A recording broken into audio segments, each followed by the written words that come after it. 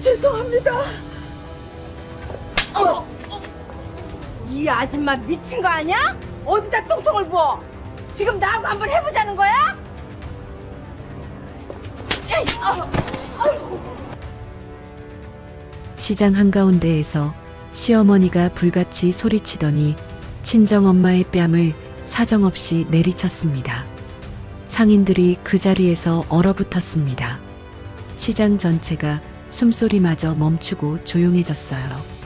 엄마의 리어카가 벤츠를 스쳤고 리어카를 다시 빼려다가 그만 곱창통이 쏟아져 버린 거였어요. 맞은 사람이 죄송하다며 고개 숙였습니다. 싸우고 싶었지만 시어머니에게 그러면 안 된다며 제 손을 잡으셨어요. 저는 피가 거꾸로 솟는 것 같았어요. 일주일 후 1,500억 건물 로비에서 저는 시어머니의 뺨을 날려버렸습니다. 남편 피부과를 건물에서 내쫓아 버렸어요. 아예 그 집안을 통째로 날려버렸습니다. 대체 이 며느리는 누구이길래 이런 일이 벌어진 걸까요? 곱창집 며느리와 시어머니 사이에는 도대체 어떤 사연이 숨어 있을까요? 사연 시작 전 구독과 좋아요 부탁드려요. 와우 사연이 그 사랑받아 더 좋은 사연 보내드릴게요. 오늘의 사연 시작합니다. 서울 강남구 YJ빌딩 18층 강남 한복판에 우뚝 선 이 건물의 꼭대기 사무실에 한 여자가 앉아 있었습니다. 창밖으로 서울이 내려다 보였어요. 이 건물의 시세는 1,500억이 넘었어요. 최근 강남 최고의 핫플레이스가 되면서 실제 거래가는 2,000억에 육박한다는 말이 나돌았습니다. 그 건물의 꼭대기 18층 전체를 사무실로 쓰고 있는 이 여자의 이름은 한혜진이었어요. 시장 곱창집의 딸이었습니다. 서울의 낡은 시장에서 어머니가 30년 동안 곱창을 팔아온 작은 가게, 그 가게가 예진의 출발점이었어요. 결혼 3년 차, 남편이 조금씩 변해가던 무렵에 돌아가신 아버지 김태수가 제안을 하셨습니다. 어머니의 곱창 잡내 제거 비법과 특제 소스를 상품화해서 프랜차이즈 사업을 시작해보자고 제안하셨습니다. 예진은 아버지와 함께 진간의 진짜 곱창이라는 이름으로 첫 매장을 열었어요. 남편에게 무시당하고 시어머니에게 구박받는 일상 속에서도 예진은 새벽마다 가게에 나가 곱창을 만지며 사업을 키워갔습니다. 1년 만에 50개, 3년 만에 전국 300개 매장, 연매출 수백억의 외식 브랜드로 성장했어요. 그 수익으로 강남 한복판에 이 빌딩을 매입했고 YJ홀딩스라는 이름으로 부동산과 외식을 아우르는 기업을 운영하게 됐습니다. 사업은 지금도 성장하고 있었어요. 시장 곱창집의 딸이 바닥에서 출발해 강남 최고의 건물주가 된 아직 끝나지 않은 이야기였습니다. 그런데 예진의 책상 위에는 지금 사진 몇 장이 놓여 있어요. 탐정이 찍어온 사진이었습니다. 남녀가 함께 다정하게 앉고 호텔에서 나오는 사진, 여자의 오피스텔에 함께 들어가는 사진들이었습니다. 남자는 예진의 남편, 피부과 원장 박준혁이었어요. 여자는 강남의 한의원 원장 윤채린이었습니다. 이미 짐작은 하고 있었어요. 준혁의 양복깃에서 아내의 곱창 냄새가 아닌 다른 향수 냄새가 올라올 때부터 예진은 알고 있었습니다. 하지만 이렇게까지 노골적일 줄은 몰랐어요. 그리고 사진 옆에 휴대폰 화면 캡처가 한 장 더 놓여 있었습니다. 시어머니 오말숙이 채린에게 보낸 카톡이었어요. 우리 아들 잘 부탁해. 곱창집 며느리는 곧 내보낼 거야. 예진은 그 문장을 읽으며 생각했습니다. 이 사람들이 진짜 미친 건 아닐까? 곱창집 며느리를 내보내겠다고? 그 곱창집 며느리가 1,500억 건물의 주인인데? 왜냐하면 이 사람들은 아직도 몰랐어요. 예진이 그냥 시장에서 엄마의 시장 곱창 가게를 도와주는 사람인 줄 알고 있었습니다.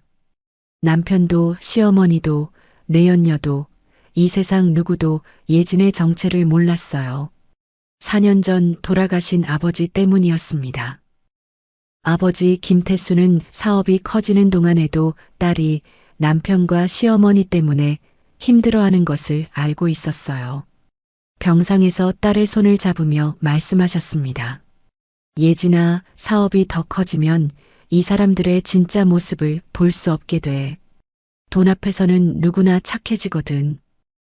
조금만 더 지켜보고 네가 이 사람들에 대해서 확신이 들 때 그때 이야기해도 늦지 않아. 아버지가 손을 놓은 것은 그로부터 사흘 뒤였습니다. 예진은 아버지의 말을 따랐어요. 사업이 300개 매장을 넘어 빌딩 매입까지 이르는 동안에도 예진은 집에서는 여전히 곱창 냄새 나는 며느리로 살았습니다. 아무것도 밝히지 않았어요. 이 사람들이 진짜 어떤 사람들인지 확신이 들 때까지 지켜보기로 했습니다. 2년쯤 전에 아무것도 모르는 남편이 강남 최고의 자리인 제 빌딩에 병원 확장을 위해 상담하러 왔었어요. 준혁은 이 자리를 얻기 위해 건물 대표인 이지은에게 90도로 허리를 숙였습니다. 양손으로 명함을 건네며 이 대표님 정말 감사합니다. 이런 명당 자리를 제게 주셔서 너무 영광입니다라고 했어요. 시어머니도 가만히 있지 않았습니다. 고급 한과 세트를 들고 YJ 빌딩에 나타나서 대표님, 우리 아들 좀 잘 봐주세요라며 허리를 굽혔어요. 건물주이자 대표 이지은은 예진의 고교 동창이자 예진이 내세운 대리인이었습니다. 세상이 아는 건물주는 이지은이었어요. 진짜 주인이 시장의 곱창집 딸이라는 것은 지은과 예진만 아는 비밀이었습니다. 어느 날 준혁이 임대료를 깎아달라고 지은에게 전화를 해와서 그렇게 하라고 지시한 적이 있었어요. 다음 날 집에 돌아온 준혁이 넥타이를 풀며 우쭐하게 말했습니다. 이 대표님이 나를 워낙 좋게 보시니까 임대료를 20%나 깎아주시더라. 너는 집구석에서 살림만 하니까 이게 얼마나 대단한 건지 아무것도 모르지. 예진은 싱크대 앞에서 설거지를 하고 있었어요. 등을 돌린 채 입꼬리가 올라가는 걸 참았습니다. 이 남자가 90도로 허리를 숙이며 임대료를 깎아달라고 한 사람은 예진의 지시를 받는 관리인이었어요. 그 관리인에게는 굽신거리고 집에 돌아와서 정작 건물주인 아내에게는 냄새나니까 가까이 오지 말라고 말하는 이 아이러니를 준혁은 상상조차 하지 못하고 있었습니다. 시어머니가 한과를 바치며 아들 좀 잘 봐달라고 했던 그 대표님이 며느리의 부하라는 것을 시어머니도 꿈에도 몰랐어요. 아무것도 모르는 남편과 시어머니가 며칠 전 제게 작은 시험을 던졌습니다. 그 시험지가 남편의 불륜 사진 옆에 놓여 있었어요. 바로 엄마의 낡은 예금 통장이었습니다. 며칠 전 일이었어요. 준혁이 저녁 식탁에서 한숨을 내쉬며 말을 꺼냈습니다. 강남이라 월세가 너무 많이 나가. 재계약이 2달 남았는데 보증금을 3억 정도 올리고 월세를 좀 낮춰야 버틸 수 있을 것 같아. 그렇게 말하면서 준혁이 예진을 바라봤어요. 예진아, 장모님한테 좀 이야기해봐. 가게 보증금이든 뭐든 3억 정도만 도와주시면 안 되는지 물어봐줘. 병원이 잘 되면 다 갚을 수 있어. 곱창 냄새 난다며 부끄러워하던 처가에 돈이 필요하니까 손을 벌리고 있었어요. 예진은 아버지의 말을 떠올렸습니다. 사업이 커지면 이 사람들의 진짜 모습을 볼 수 없다고. 돈 앞에서는 누구나 착해진다고. 3억이 제게는 작은 돈이지만 이 사람들을 시험해 보기에는 충분한 금액이었습니다. 예진이 조심스럽게 어머니에게 전화를 했어요. 어머니도 진간의 진짜 곱창 사업을 전혀 모르고 계셨어요. 3억이라는 돈은 어머니에게는 엄청난 금액이었습니다. 가진 재산을 모두 더해도 모자라서 고민 끝에 보증금을 담보로 대출까지 받아야 하는 금액이었어요. 그렇게 어머니의 피땀과 정성이 들어간 전 재산이 지금 제 눈앞에 있는 거였습니다. 통장 겉면에서 곱창 냄새가 올라오고 있었어요. 어머니의 손에서 옮겨 붙은 30년 동안 곱창을 주무른 살갗의 냄새였습니다. 예지는 그 통장을 집어들었습니다. 이 작은 통장으로 모든 것을 알 수는 없겠지만 최소한 그 사람이 진실을 말하는지 정도는 확인할 수 있을 것 같았어요. 창밖으로 5월의 햇살이 비치고 있었습니다. 예지는 통장을 가방에 넣었어요. 곱창 냄새가 나는 손으로 가방을 닫고 1,500억짜리 빌딩의 주인이 시장 곱창 냄새를 풍기며 사무실을 나섰습니다. 사실 남편이 처음부터 이런 사람은 아니었어요. 예진이 준혁을 처음 만났을 22살 때만 해도 착하고 웃는 모습이 선했던 학생이었습니다. 부산에서 혼자 올라와 서울에서 의대를 다니면서 외지 생활에 외로움도 많이 타고 식사도 잘 못 챙겨 먹던 마른 학생이었어요. 어머니의 곱창집에서 된장을 시켜 먹던 사람에게 반찬과 밥을 더 챙겨주면서 친해지게 되었습니다.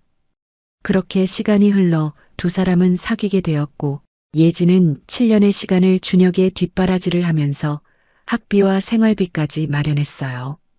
결국 시어머니의 반대에도 불구하고 그 시간을 기억했던 남편의 고집으로 결혼까지 이르게 된 멋진 시간들도 있었습니다. 하지만 전문의가 되고 난 결혼 3년 차부터 준혁의 태도가 조금씩 달라지기 시작하는 것을 느꼈습니다. 병원 동료들 앞에서 곱창 이야기가 나오면 준혁은 슬쩍 말을 돌렸어요. 의사 모임에서 다른 원장들의 아내가 변호사니 약사니 할 때 준혁은 와인잔만 만지작거리다가 입을 열었습니다. 아, 예진이? 친정이 작은 식품업을 해. 시장 곱창집이라는 말 대신 식품업이라는 포장지를 씌운 거였어요. 돌아오는 차 안에서 예진이 왜 그랬냐고 물어보자 준혁이 핸들을 잡은 채 짜증을 냈습니다. 시장 곱창집이라고 하면 내 체면이 서? 솔직히 네가 나 소개시키기 부끄럽지도 않아? 7년 동안 곱창 기름에 데인 손으로 이 사람을 의사로 만들었는데 그 곱창이 부끄럽다고 했어요. 예지는 창밖을 보며 아무 말도 하지 않았습니다. 입안에 피가 고일 만큼 입술을 깨물고 있었어요.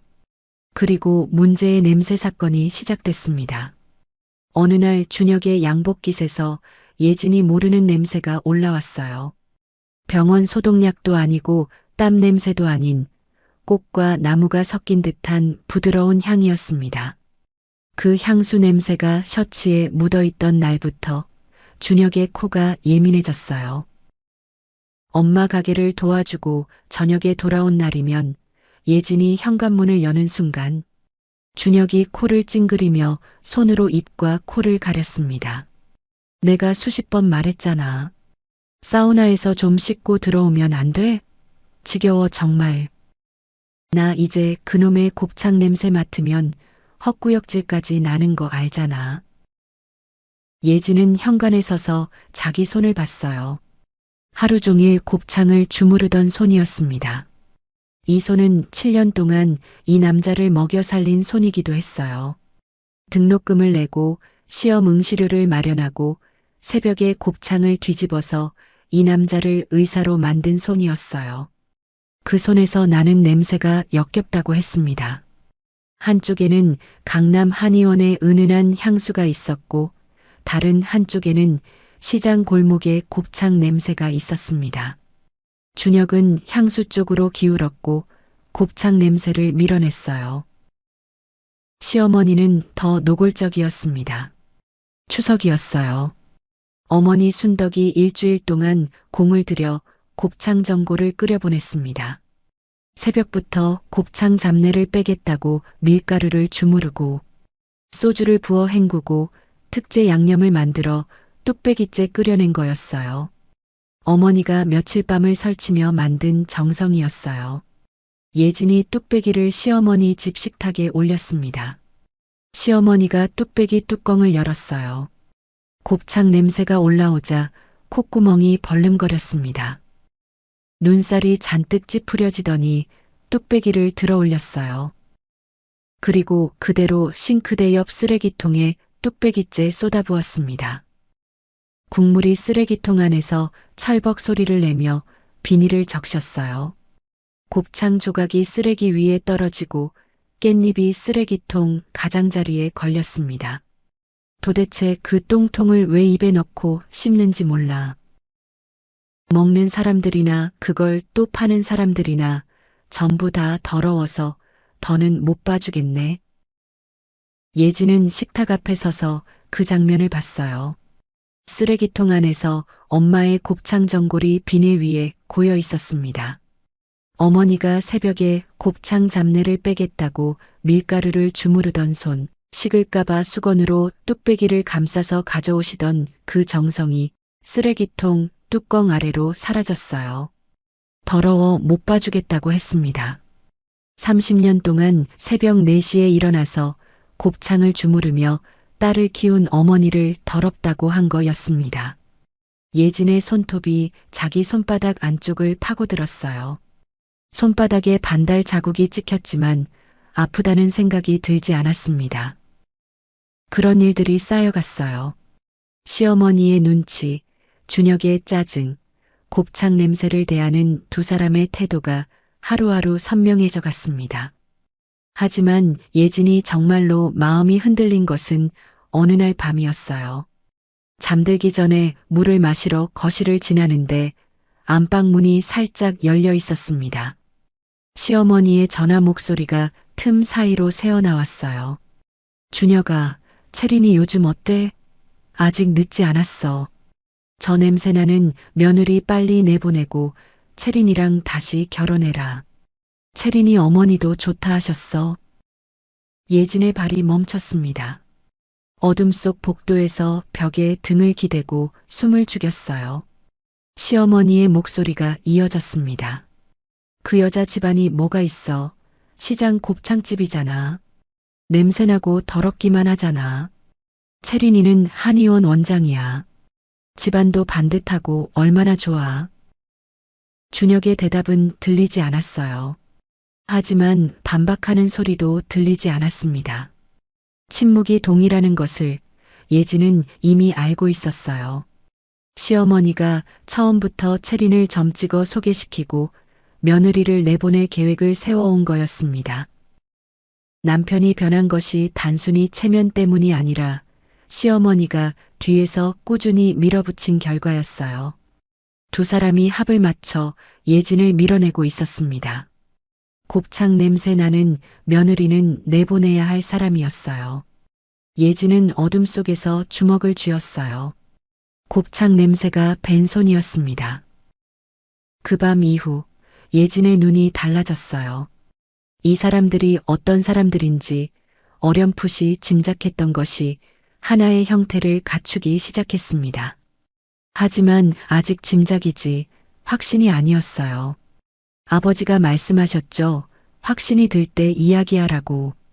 그래서 예진은 기다리고 있었어요. 무시를 당해도 냄새가 역겹다고 밀려나도 어머니의 곱창 전골이 쓰레기통에 쏟아져도 돈 앞에서 이 사람들이 어떤 선택을 하는지 그것을 직접 눈으로 확인하기 전까지는 판단하지 않겠다고 예진은 자신에게 약속했었습니다. 그리고 지금 그 확신을 위한 마지막 조각이 필요했습니다. 그날 밤 어둠 속에서 들었던 시어머니의 전화, 준혁의 양복깃에서 올라오던 향수 냄새, 곱창집 며느리는 곧 내보낼 거야라는 카톡까지 그 모든 것이 하나의 그림을 가리키고 있었지만 아직 마지막 퍼즐이 빠져 있었어요. 이 사람이 정말로 가족을 위해 사는 사람인지 아니면 돈만 뜯어가는 사람인지 어머니의 전 재산이 담긴 그 통장이 마지막 답을 보여줄 거였습니다. 곱창 냄새가 배어있는 낡고 더러운 통장이었어요. 돈이 모자라서 가게 보증금을 담보로 대출까지 받아 겨우 모은 진짜 엄마의 전 재산이었어요. 단순히 3억이라는 액수의 문제가 아니었습니다. 엄마가 평생 시장에서 곱창을 손질하며 한 푼 한 푼 모아온 엄마의 인생 전부가 들어있는 돈이었어요. 이 통장이 자신의 인생을 바꿀 수도 있는 중요한 시험이라는 것을 준혁은 꿈에도 상상하지 못한 채로 부엌 테이블 위에 놓인 낡은 통장을 물끄러미 바라보고 있었습니다. 사위에게 직접 전해주시기 위해 어머니가 집까지 직접 와주신 거였어요. 어머니의 손이 떨리고 있었습니다. 어머니는 사위의 눈을 똑바로 보지 못하셨어요. 평생 시장에서 곱창 사세요. 하며 큰 소리로 손님을 부르시던 분이 사위 앞에서는 목소리가 작아지셨습니다. 액수가 많지는 않지만 병원 보증금 하는데 보태서 쓰게. 3억이 적다고 하셨어요. 통장 겉면에서 곱창 냄새가 났습니다. 어머니의 살갗에서 옮겨 붙은 어머니의 전 인생이 묻어있는 냄새였어요. 준혁이 통장을 집어들고 페이지를 넘겨서 잔액을 확인했습니다. 눈이 커졌어요. 3억이라는 숫자를 실제로 보자 금세 표정이 달라졌습니다. 통장을 열어 한 번 더 확인하고 고개를 끄덕였어요. 그러고는 갑자기 테이블 위에서 물티슈를 한 장 꺼냈습니다. 통장 표면을 물티슈로 쓱쓱 닦았어요. 물티슈에 누런 얼룩이 묻어나왔습니다. 준혁은 그 물티슈를 구겨서 쓰레기통에 버렸습니다. 감사합니다, 어머니. 잘 쓸게요. 근데 곱창 냄새가 진동을 하네. 돈에서도 창자 냄새가 나는 것 같아요. 허허. 웃으면서 한 말이었어요. 습관처럼 던진 말이었습니다. 하지만 그 말이 어머니의 어깨를 움츠러들게 했어요. 어머니의 손이 무릎 위에 놓여 있었습니다. 방금 전까지 통장을 쥐고 있던 그 손이 빈 채로 허벅지 위에 내려와 있었어요. 전 재산이 빠져나간 자리에 남은 것은 곱창 냄새뿐이었습니다. 어머니는 그날 오래 잊지 않았어요. 나 이만 가볼게. 가게 문 열어야 해서. 현관에서 신발을 신으시는데 어머니의 등이 평소보다 더 작아 보였습니다. 계단을 내려가시다 한 번 뒤를 돌아보셨어요. 웃고 계셨습니다. 전 재산을 건네고 창자 냄새가 난다는 말을 듣고도 딸 앞에서 웃고 계셨어요. 현관문을 닫았습니다. 어머니의 발소리가 계단 아래로 멀어졌어요. 저는 화장실로 뛰어들어갔어요. 세면대 가장자리를 두 손으로 짚었습니다. 거울 속에 제 눈이 붉게 충혈되어 있었어요.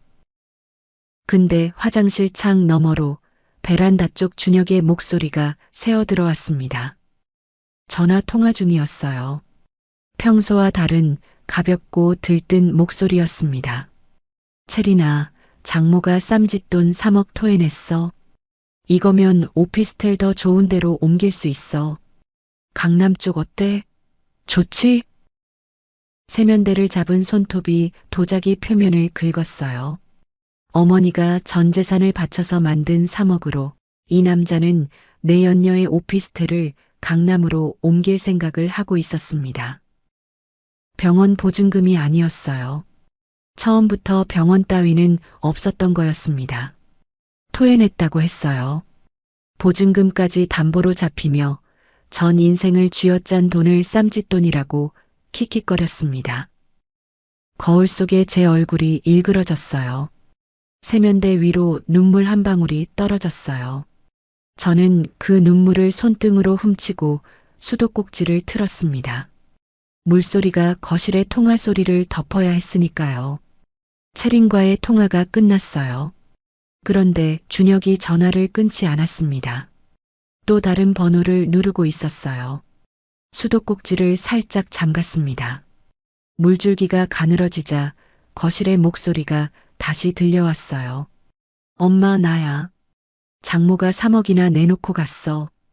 그 곱창집 장사가 좀 잘 되는 거 아닌가 모르겠어. 보증금이 꽤나 되는 것 같은데. 시어머니에게 전화를 하고 있었습니다. 준혁의 목소리는 더 낮아졌지만 화장실 창문 너머로 또렷하게 들렸어요. 엄마가 시장에 좀 나가서 알아봐. 가게가 어느 정도 되는 건지, 더 뜯을 거 없는지. 다 뜯어내고 이혼해야 재산 분할할 때도 편하잖아. 다 뜯어내고 이혼. 그 말이 세면대 위에 물소리 사이로 파고들었어요. 이 남자는 어머니의 전 재산을 받아들고는 내연녀와 새 오피스텔을 이야기하고 그 직후에 어머니에게 전화해서 처가의 재산을 더 뜯어낼 방법을 의논하고 있었습니다. 30분 사이에 벌어진 일이었어요. 화장실 거울에 비친 제 얼굴이 벌겋게 달아올라 있었습니다. 아버지, 이제 다 보이는 것 같아요. 이 사람이 어떤 사람인지, 이 사람들이 뭘 계획하고 있는지 전부 다 이제 알 것 같아요. 하지만 그냥 아무렇지 않게 모든 것을 밝히는 것보다 더 정확하게 이 사람들의 바닥을 모두 지켜보고 싶은 마음이 들었습니다. 정말로 어디까지 하는지 모두 확인해 볼 생각이었어요. 어떻게 저 계획들을 행동으로 옮기는지, 시어머니가 시장에 나가서 무엇을 하는지 모두 보고 선택해도 늦지 않을 거였습니다. 다음 날이었어요. 시어머니가 벤츠키를 집어들었습니다. 아들의 전화를 받고 하루도 안 돼서 움직인 거였어요. 곱창집 장사가 어느 정도 되는 건지 직접 눈으로 보겠다는 거였습니다. 시어머니는 평생 곱창집을 더럽고 초라한 장사로만 여기셨지만 3억이라는 숫자가 호기심을 자극한 거였어요. 보증금까지 대출받을 정도면 가게 자체에 돈이 묶여 있다는 뜻이니까요. 거기에 아들이 더 뜯을 거 없는지 알아봐라고 했으니 시어머니의 발걸음은 빨라졌습니다. 시장 골목에 검은 벤츠가 들어왔어요. 좁은 골목이었습니다. 좌판과 리어카가 양쪽으로 늘어선 시장 통로에 벤츠가 끼어들었어요. 상인들이 고개를 돌렸습니다. 이 골목에 저런 차가 들어오는 일은 처음이었어요. 새까만 차체에 시장의 먼지와 기름 연기가 내려앉았습니다. 어머니는 그때 리어카를 끌고 가게로 돌아오는 중이었어요. 이른 아침 도매시장에서 곱창을 받아 리어카에 실어오는 길이었습니다. 손질 전 곱창이었어요. 아직 밀가루도 안 친 잡내가 날 것 그대로인 곱창이었죠. 누린내가 리어카 위에 통해서 올라오고 있었습니다. 어머니의 무릎이 안 좋아서 리어카가 약간 비틀거렸어요. 벤츠가 리어카 뒤에서 따라오고 있었습니다. 좁은 골목이라 추월하기가 어려웠어요. 시어머니가 참다 못해 핸들을 살짝 꺾으며 리어카 옆을 비집고 지나가려 했습니다. 벤츠가 아슬아슬하게 리어카를 스쳐 지나가는 순간 리어카의 바퀴축 끝이 벤츠의 뒷문 옆면을 스쳤어요. 금속이 금속을 긁는 소리가 골목에 울렸습니다. 하얀 긁힌 자국이 검은 차체 위에 선명하게 남았어요. 시어머니가 브레이크를 밟고 운전석 문을 벌컥 열었습니다. 하이힐 굽이 시장 바닥에 물기에 미끄러졌지만 시어머니는 아랑곳하지 않고 차 옆면으로 돌아왔어요. 긁힌 자국을 손가락으로 더듬었습니다. 아줌마, 이게 무슨 짓이야? 눈이 삐었어? 차 새로 뽑은 건데 이거 어떻게 보상할 거야? 눈이 도대체 어디 달린 거야? 시어머니가 리어카를 끌고 있던 사람에게 고개를 돌렸어요. 어머니가 리어카 손잡이를 잡은 채 굳어 있었습니다. 두 사람의 눈이 마주쳤어요. 시어머니의 눈이 미세하게 커졌습니다. 리어카를 끌고 있는 여자가 며느리의 친정 어머니라는 것을 알아본 거였어요. 어머니도 벤츠에서 내린 여자가 사돈이라는 것을 알아보고 얼굴이 하얗게 질렸습니다. 아니, 사부인. 여기는 어떻게 오셨어요? 제가 사부인 차를 긁었네요. 정말 죄송합니다. 제가 요즘 무릎이 안 좋아서 리어카가 좀 흔들렸나 봅니다. 죄송해요, 사부인. 어머니가 고개를 숙이며 연신 사과를 했어요. 하지만 시어머니의 분노는 사돈이라고 해서 가라앉지 않았습니다. 오히려 더 커졌어요. 사부인은 눈을 어디다 달고 다녀요? 이거 차값이 얼만지나 알아요? 새로 뽑은 지 2달도 안 된 애를 긁어놓으면 어떡하냐고요. 외제차 도색이 얼만지 알기나 해요? 진짜 이거 어쩔 거냐고. 시어머니의 고함이 시장 골목에 울렸어요. 상인들의 시선이 모였습니다. 곱창집 순덕이네 앞에서 벤츠 주인이 난리를 치고 있었습니다. 어머니의 얼굴이 벌겋게 달아올랐어요. 시장 한복판에서 30년을 장사해온 자신의 터전 한가운데에서 사돈에게 고함을 듣고 있었습니다. 어머니가 당황하셔서 리어카를 옆으로 빼시려고 했어요. 그 순간 리어카 손잡이를 잡고 방향을 틀었는데 어머니의 손이 미끄러졌습니다. 리어카가 순식간에 앞으로 기울었어요. 균형을 잃고 리어카 위에 곱창통이 앞으로 쏟아졌습니다.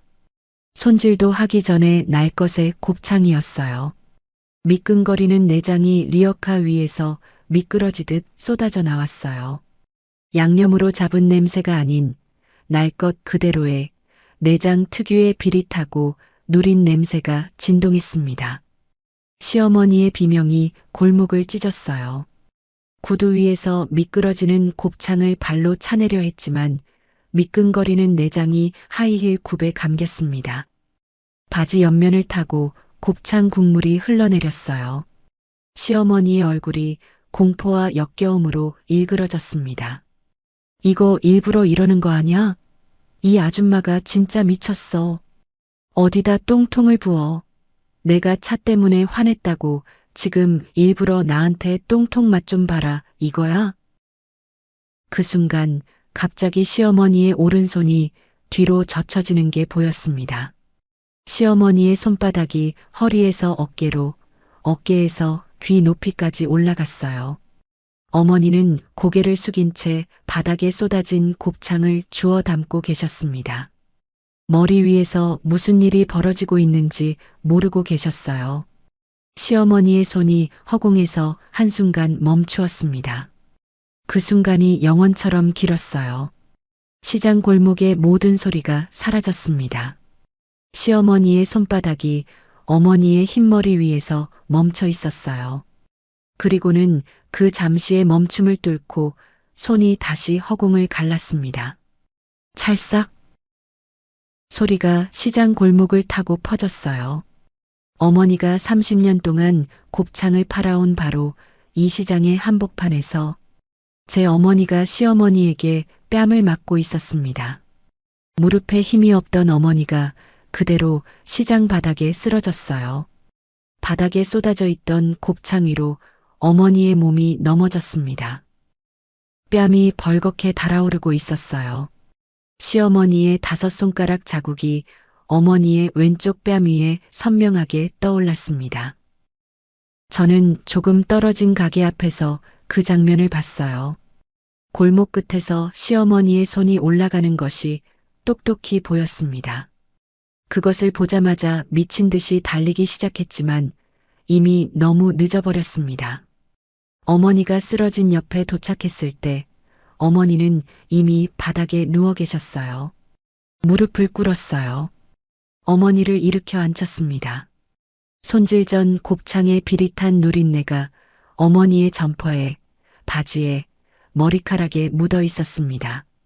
어머니의 뺨이 부어오르고 있었어요. 시장 바닥에 흩어진 곱창을 바라봤습니다. 오늘 하루 장사할 곱창이 시장 바닥에 흙먼지와 뒤섞여 있었어요. 저는 곱창을 주워 담기 시작했습니다. 어머니도 부은 뺨으로 몸을 일으키며 곱창을 주워 담으셨어요. 두 모녀가 시장 바닥에 무릎을 꿇고 곱창을 줍고 있었습니다. 눈물이 흘러내렸어요. 제 눈물이 바닥에 떨어져 곱창 국물과 섞였습니다. 어머니는 울지 않으셨어요. 뺨이 부어오르는데도, 바닥에서 곱창을 줍는데도 어머니는 울지 않았습니다. 상인들이 지켜보고 있었어요. 건어물집 사장님이 뛰어나오려다 말았고, 떡집 할머니가 입을 틀어막고 있었습니다. 시장 전체가 숨을 죽이고 그 장면을 보고 있었어요. 저는 무릎에서 일어나며 시어머니를 향해 걸어가려 했습니다. 입안에 피가 고일 만큼 이를 악물고 있었어요. 지금 여기서 전부 터뜨릴 수 있었습니다. 내가 당신 아들을 오늘 당장이라도 길거리로 쫓아낼 수 있는 사람이라고 지금 이 시장 한복판에서 밝힐 수도 있었어요. 그때 어머니가 제 손목을 잡았습니다. 강한 힘이었어요. 곱창 국물에 젖은 손이 제 손목을 꽉 쥐었습니다. 저를 올려다보시며 어머니가 말씀하셨어요. 하지마, 예진아. 엄마가 잘못한 거야. 참아야지. 시어머니한테는 그러는 거 아니야. 엄마가 잘못한 거니까 엄마는 괜찮아. 뺨 맞은 사람이 잘못했다고 했어요. 곱창을 쏟아부은 것이 아니라 리어카가 넘어진 것인데 어머니는 자신이 잘못했다고 했습니다. 그리고 어머니가 몸을 일으키셨어요. 무릎이 아파서 다리가 떨렸지만 일어나셨습니다. 그러고는 시어머니를 향해 오히려 고개를 숙이셨어요. 사부인, 제가 요즘 다리가 안 좋아서 몸이 좀 말을 듣지 않아서 이런 실수를 하게 됐습니다. 진짜로 죄송합니다. 절대로 일부러 한 게 아닙니다. 용서해 주세요. 뺨을 맞고 시장 한복판에서 망신을 당하고도 어머니는 시어머니에게 고개를 숙였어요. 때린 사람에게 맞은 사람이 사과를 했습니다. 딸의 시어머니였으니까요. 이 사람에게 대들면 딸이 시집에서 더 힘들어질까봐 자기가 맞는 것보다 딸에게 돌아갈 불이익이 더 무거웠으니까요. 30년 동안 참아온 것이 습관이 아니라 딸을 지키기 위한 선택이었다는 것을 그 순간 알았어요. 어머니의 등이 굽어진 것은 세월 때문이 아니었습니다. 딸을 위해 허리를 굽힌 거였어요. 어머니가 고개를 숙이고 사과까지 하는 모습을 보고는 시어머니가 콧바람을 불며 다시 벤치에 올라타셨습니다. 차값은 청구서 보낼 거야. 다시는 그 냄새나는 물건 내 눈앞에 안 보이게 해. 내가 오늘 진짜 많이 참아준 거야. 그 말을 남기고는 벤츠가 서서히 시장 골목을 빠져나갔습니다. 뒤에 남은 것은 바닥에 흩어진 곱창 조각과 시장 바닥에 무릎 꿇은 두 모녀였습니다. 어머니가 다시 곱창을 주워 담기 시작하셨어요. 제가 어머니의 손을 잡았습니다. 어머니의 뺨에 시어머니의 5손가락 자국이 빨갛게 올라와 있었어요. 엄마, 나 이제 안 참을 거야. 예진아, 그런 말 하면 안 돼. 엄마는 괜찮다니까. 오늘의 치욕을 1000배 만배로 갚아줄 거야. 엄마가 받은 모욕을 내가 그대로 돌려줄 거야. 어머니의 눈가에 그때서야 눈물이 고였어요. 참고 있던 것이 한꺼번에 올라온 것 같았습니다. 하지만 어머니는 그 눈물을 흘리지 않았어요. 뒤돌아서서 앞치마로 눈을 훔치셨습니다. 딸 앞에서는 울지 않는 분이었어요. 아버지, 이제 선택했어요. 더 이상 보고만 있지 않을게요. 엄마의 뺨에 남은 저 자국은 제가 반드시 지워줄 거예요. 뺨을 맞은 다음 날 어머니는 여전히 새벽 4시에 가게 셔터를 올리셨어요. 곱창을 주무르시는 손등에 어제의 카펫 국물 자국이 남아 있었고 왼쪽 뺨은 아직 부어 있었습니다. 하지만 어머니는 괜찮아. 한마디만 하시고 다시 밀가루를 주셨어요. 저는 더 이상 어머니에게는 숨길 수가 없다는 것을 깨달았어요. 시어머니와 남편을 응징하고 모든 것을 끝내기 전에 어머니에게 먼저 모든 것을 말씀드려야 하는 게 도리일 것 같았어요. 일요일 오후 어머니를 가게 밖으로 모셨어요. 엄마, 나랑 잠깐 가자. 보여줄 게 있어. 어머니는 앞치마를 벗으며 머뭇거리셨습니다. 잠깐이면 돼, 엄마. 강남의 카페로 자리를 옮겼습니다. 어머니가 주변을 둘러보며 어색해 하셨어요. 주변 손님들의 깔끔한 옷차림 사이에서 어머니의 곱창 기름이 밴 점퍼가 눈에 띄었습니다. 곱창 냄새가 날까봐 어머니는 손을 무릎 아래로 숨기셨습니다. 저는 그 모습이 가슴이 아팠어요. 저는 조심스럽게 가방을 열고 명함 한 장을 꺼냈습니다. 하얀 명함 위에 금색으로 인쇄된 글자 YJ홀딩스 의장 한혜진. 이 명함을 어머니에게 보여주는 것은 아버지의 유언을 이행하는 것이기도 했어요. 다 보고 나서 선택하라고 하셨으니까요. 저는 선택을 끝냈고 이제 어머니에게 알릴 차례였습니다. 명함을 테이블 위에 놓고 어머니 쪽으로 밀었어요. 어머니가 명함을 집어드셨습니다. 읽으셨어요. 입술이 달싹거렸습니다. 어머니의 눈이 명함에서 제 얼굴로, 제 얼굴에서 다시 명함으로 왔다 갔다 했어요. 명함 위에 제 이름과 앞에 앉아있는 제 얼굴을 어머니가 연결시키는데 시간이 걸렸습니다. 예진아, 이게 뭐야? 아빠랑 같이 곱창 사업 시작했던 거 기억하지? 엄마 비법 소스로 다 만들었잖아.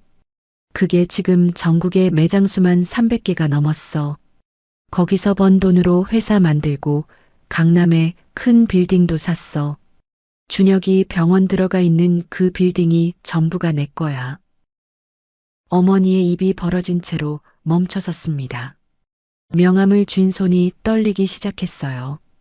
그리고는 어깨가 조금씩 들썩거렸습니다. 엄마 비법 소스가 없었으면 이 중에 아무것도 못했어. 엄마 손으로 만든 소스가 300개 매장을 먹여 살리는 거야. 엄마가 새벽마다 곱창 주물러서 만든 양념장이 전국 사람들의 밥상에 올라가고 있어. 어머니가 제 얼굴에서 시선을 내려 자기 손을 바라보셨어요. 30년 동안 부끄러워했던 이 손을 어머니가 처음으로 다른 눈으로 보고 계셨어요. 어머니가 고개를 들었어요. 눈물이 뺨을 타고 흘러내리고 있었습니다. 어제 시어머니에게 맞은 그 뺨, 아직 붉은 자국이 남은 그 뺨 위로 눈물이 흘렀어요. 하지만 이번 눈물은 달랐습니다.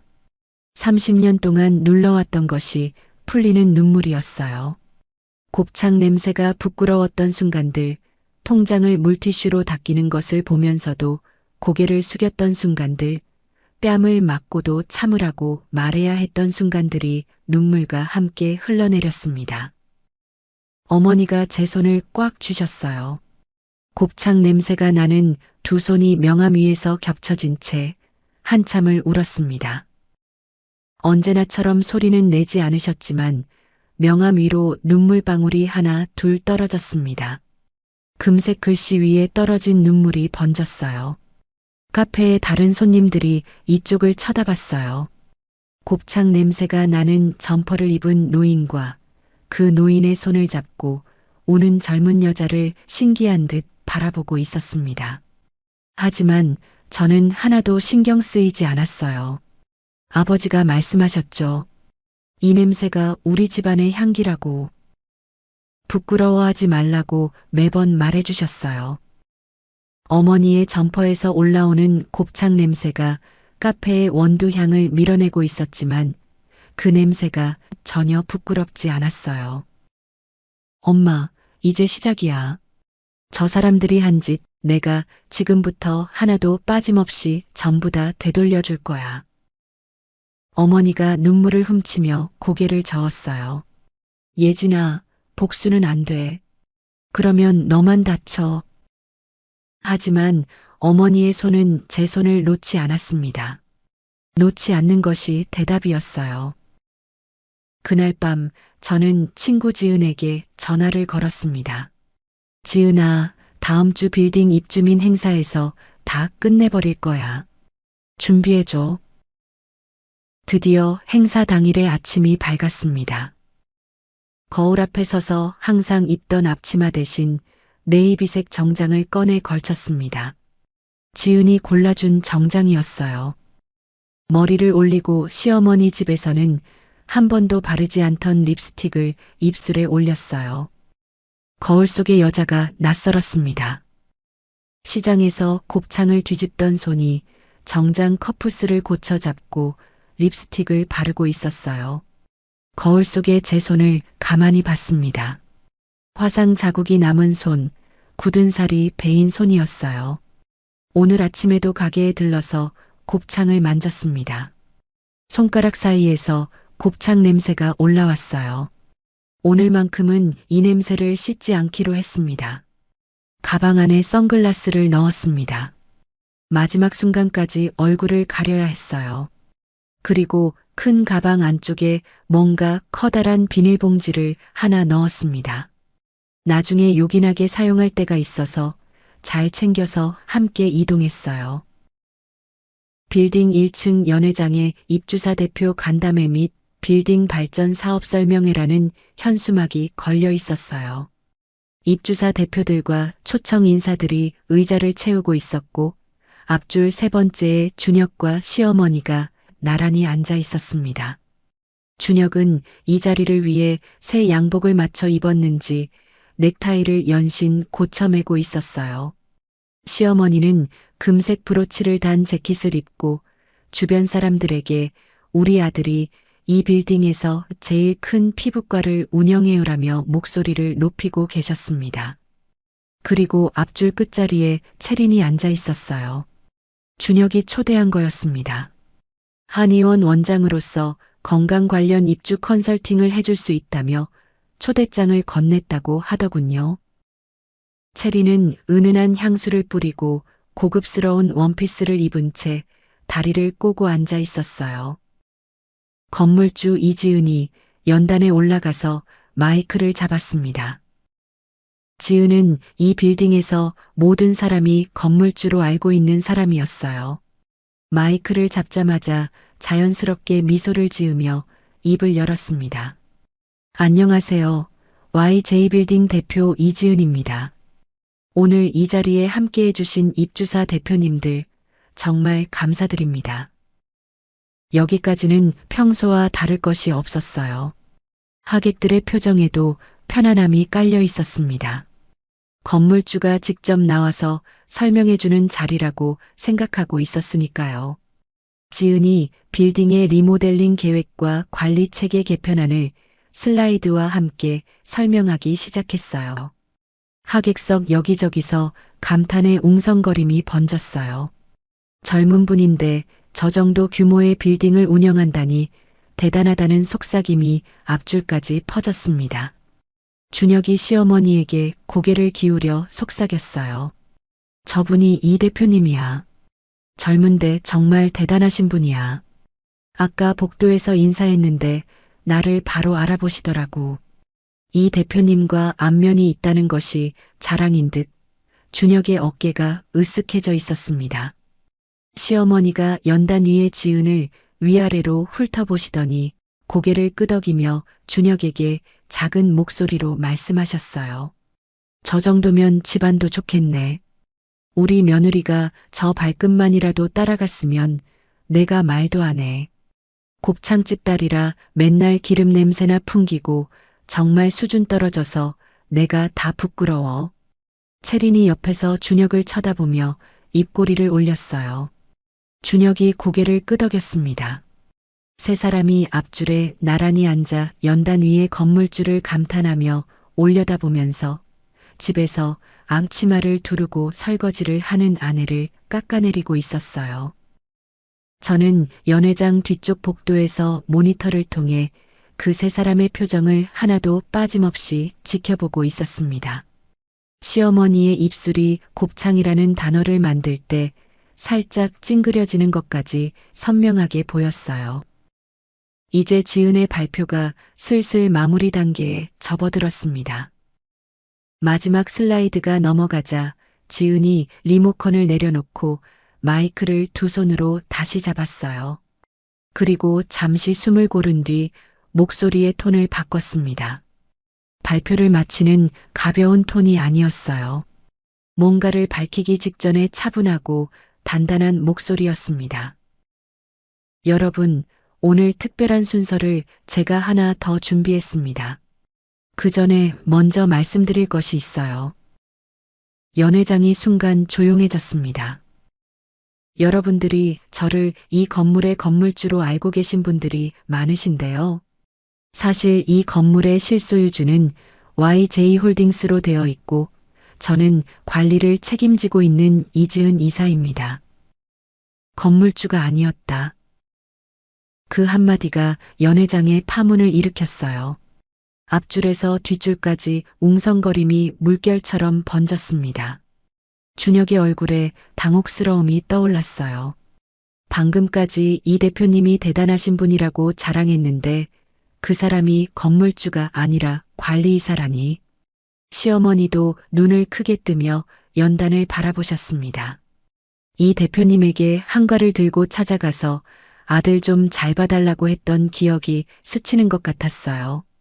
그 사람이 건물주가 아니었다면 그동안 허리를 굽힌 상대가 진짜 주인도 아니었다는 뜻이었습니다. 체린도 꼬고 있던 다리를 풀며 몸을 앞으로 기울였어요. 방금까지 감탄하던 저 세련된 여성이 관리 직원이라면 이 빌딩의 진짜 주인은 도대체 어떤 사람이란 말인가. 연회장 전체에 호기심과 긴장감이 팽팽하게 퍼지고 있었어요. 지은이 연단 뒤쪽의 통로를 향해 한 손을 내밀며 말을 이었습니다. 오늘은 특별히 이 건물의 실소유주이시자 YJ홀딩스 의장이신 한혜진 회장님께서 직접 나오셔서 여러분들께 특별한 사업 계획을 발표해 주시겠습니다. 한혜진이라는 이름이 스피커를 타고 연회장 전체에 울렸어요.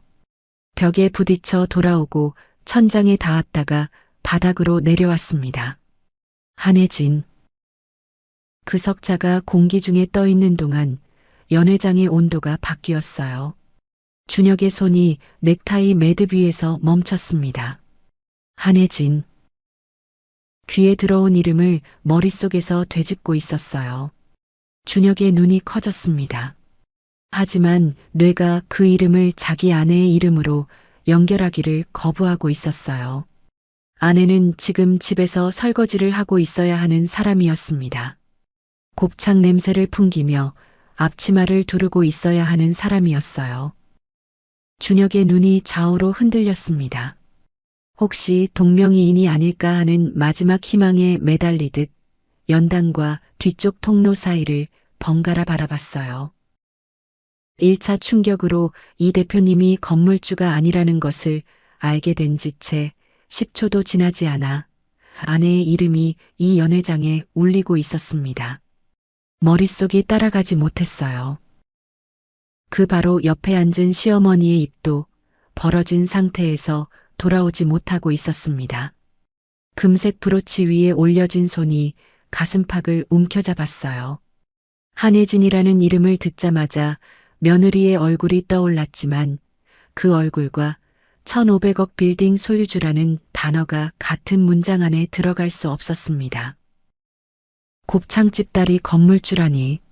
시장에서 리어카를 끌고 곱창을 나르던 사돈의 딸이 이 빌딩의 주인이라니 말도 안 돼. 무언가를 이해하려고 안간힘을 쓰고 있었지만 이해할 수 있는 영역 바깥의 일이었습니다. 시어머니의 이마에 주름이 깊어졌어요. 시어머니도 준혁처럼 분명히 동명이인일 거야. 아니 동명이인이어야만 해. 라고 울부짖는 것처럼 보였습니다. 체린의 고개도 살짝 기울어졌어요. 한혜진. 분명 어디서 들어본 이름이었습니다. 준혁의 아내. 한의원에서 손이 참 고우시네요 라고 했던 그 여자. 그 여자가 이 빌딩의 진짜 주인이라는 건가? 못해도 1,500억이 넘는 빌딩의 진짜 주인? 체린의 손가락이 핸드백 끈을 꽉 움켜쥐었어요. 모든 사람들의 궁금증이 거의 폭발 직전에 이르렀을 즈음 드디어 연회장 뒤쪽에서 커다란 문이 하나 열렸습니다. 그 문이 활짝 열리면서 진짜 건물주 한혜진이 회장님 포스로 걸어 나오고 있었습니다. 네이비색 정장에 머리를 올리고 선글라스를 쓴 채 연단을 향해 중앙 통로를 걸어갔어요. 구두굽이 대리석 바닥을 울릴 때마다 연회장이 한층 더 조용해졌어요. 하객들의 시선이 일제히 예진에게 모였습니다. 통로 양옆에 의자에 앉은 사람들이 고개를 돌려 모두 한혜진을 바라봤어요. 앞줄이 가까워질수록 준혁의 얼굴이 선명해졌습니다. 얼굴의 혈색이 거의 하얀색이 되어 있었어요. 넥타이를 쥔 손이 축 늘어져 있었습니다. 시어머니의 입은 벌어진 채 닫히지 않고 있었어요. 연단 앞에서 멈춰서서 선글라스를 천천히 벗었습니다. 선글라스 아래에서 제 얼굴이 드러났어요. 준혁의 눈과 제 눈이 마주쳤습니다. 여보, 진짜로 당신이야? 내 아내가 건물주라고? 준혁의 입에서 두 문장이 새어나왔어요. 여보라는 단어가 연회장의 정적 속에서 유난히 크게 울렸습니다.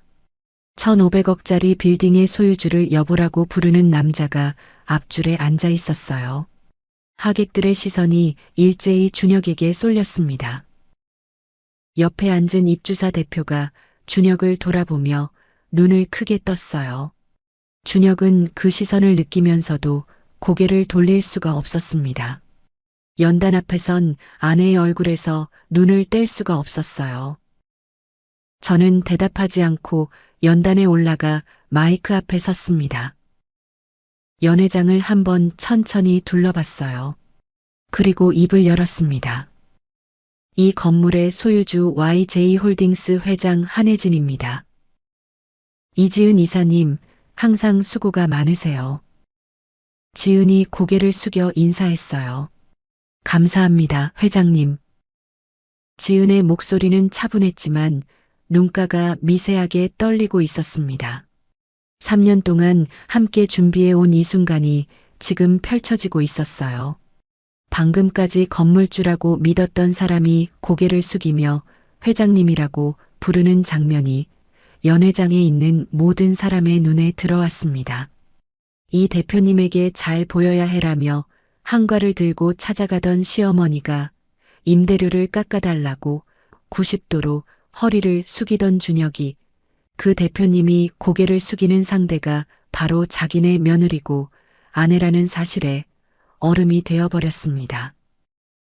우리 며느리는 발끝만치도 안 된다라고 말한 지 채 5분도 지나지 않았는데 그 며느리가 연단 위에서 그 여자의 인사를 받고 있었습니다. 준혁의 얼굴이 하얗다가 붉어졌다가 다시 하얘졌어요. 손가락이 넥타이를 잡았다 놓았다를 반복했습니다. 머릿속에서 지난 10년이 소용돌이 치고 있었어요. 사우나에서 씻고 들어와. 곱창 냄새가 진동을 하네. 자기가 아내에게 해왔던 말들이 하나씩 떠오를 때마다 얼굴에 핏기가 빠졌습니다. 자기가 무시했던 아내가, 부끄러워했던 아내가 물티슈로 통장을 닦아내면서 창자 냄새라고 했던 그 아내가 자기보다 100배는 더 큰 사람이었어요. 그것을 10년 동안 몰랐습니다. 시어머니의 손이 금색 브로치를 쥔 채 미세하게 떨리고 있었어요. 시어머니의 머릿속에도 장면들이 겹쳐지고 있었습니다.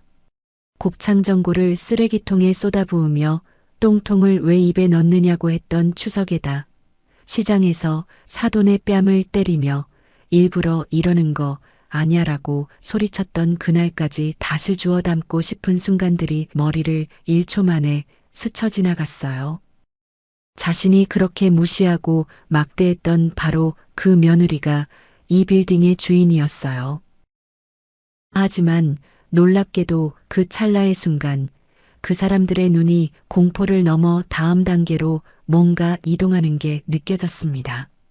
발빠른 계산이었어요. 시어머니가 몸을 기울여 준혁의 귀에 입술을 바짝 붙였어요. 작은 목소리였지만 복도의 모니터를 통해 입술의 움직임이 또렷하게 보였습니다. 준혁아, 지금이라도 예진이한테 가서 잘못했다고 하고 빌어. 다시 잘해보자고 말해봐. 무릎이라도 꿇어. 빨리. 충격이 가시기도 전에 이 사람들은 계산기를 굴리고 있었습니다. 며느리가 1,500억짜리 건물주라면 지금이라도 잘 달래면 우리가 건물주 가족이 되는 것 아닌가. 준혁이 의자 팔걸이를 잡고 일어서려 했습니다.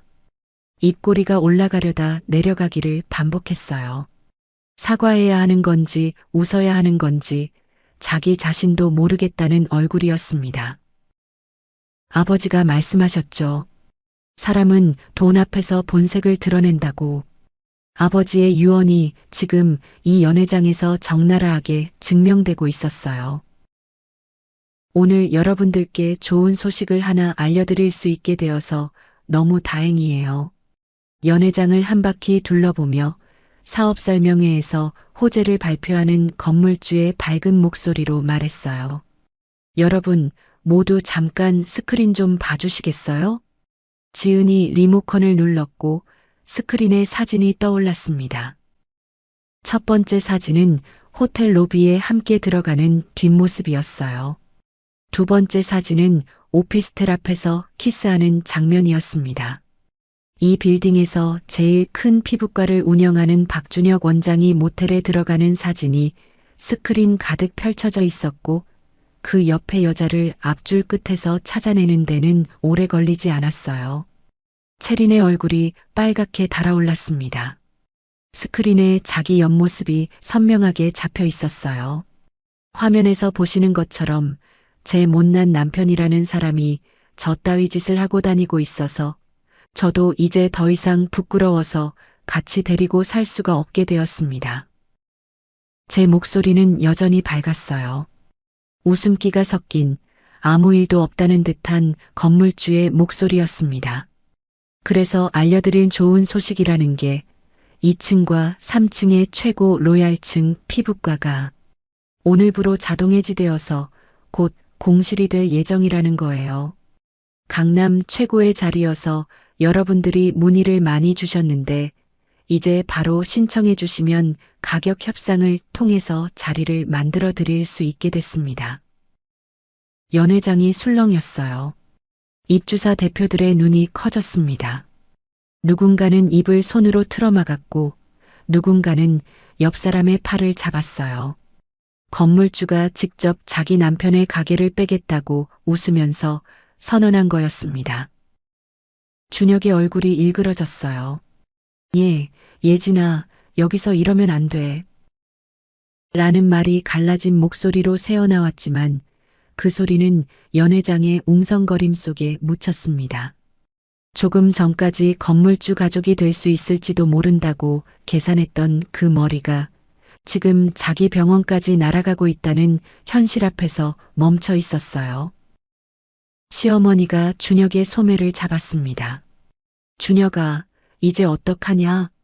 다 걸린 거야? 하지만 준혁은 대답할 수 없었어요.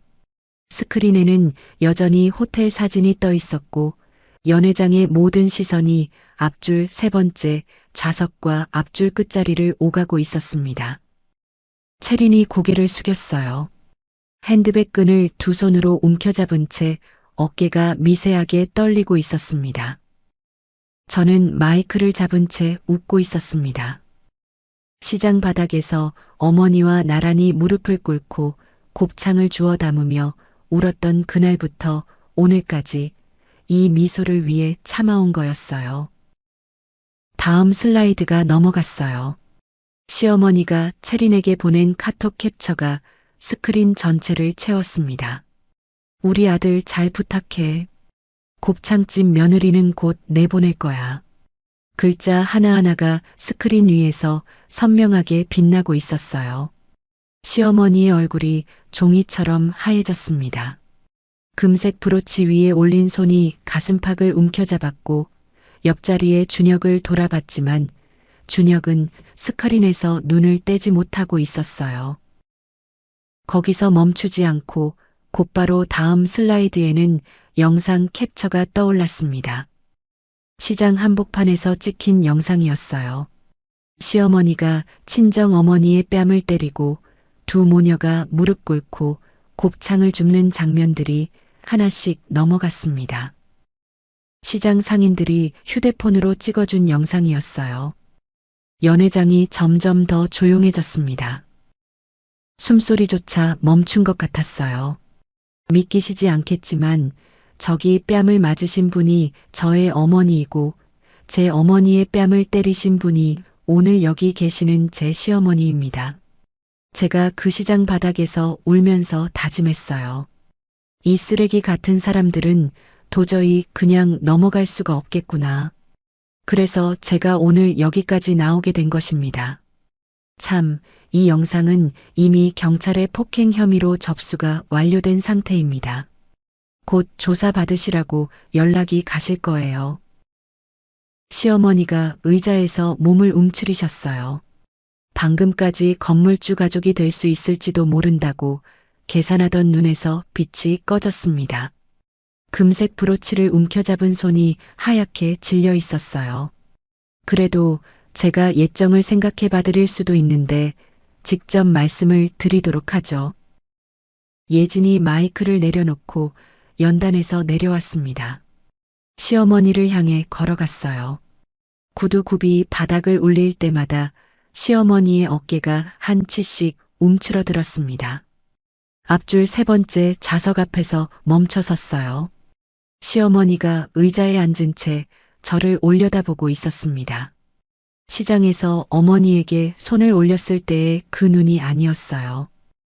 그때는 분노로 이글거리던 눈이었는데 지금은 떨고 있었습니다. 시어머니의 손이 제 눈에 들어왔어요.